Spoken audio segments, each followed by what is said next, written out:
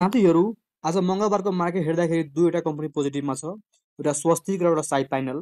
स्वस्तिकको एलटिपी भन्दाखेरि 2559 भइसकेका छ र एसआई प्यानलको एलटिपी भन्दाखेरि 514 भइसकेका छ। यिनीहरूको ट्रेड समरी एकचोटि हेरौँ आजको कति ट्रेड समरी भएछ भनेर। स्वस्तिकको ट्रेड समरी हेर्दाखेरि 630 सेल भइसकेका छ, सो यसले केही खासै असर पार्दैन।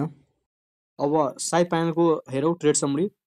साई प्यानलको ट्रेड समरी हेर्दाखेरि 550 भइसकेका छ, सो यसको दिन प्रतिदिन बढिरहेछ साथीहरू।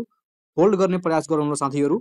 जसलाई यो कम्पनीको आइपिओ परेको छ होइन, सबैले बधाई छ होइन।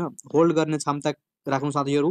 यसको प्राइस धेरै बढ्ने प्रोबेबिलिटी छ अझै। तो एक्चुअली श्रीनगरको पनि हेर्दो कस्तो छ भनेर।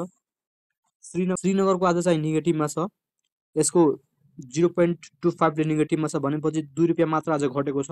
सो यसको ट्रेड समरी हेर्दाखेरि 50,000 को करिबमा सेल भइसकेको छ आजको।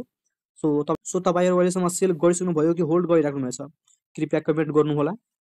नेप्से आज 2616.16 को पोजिटिभमा छ 0.55%ले।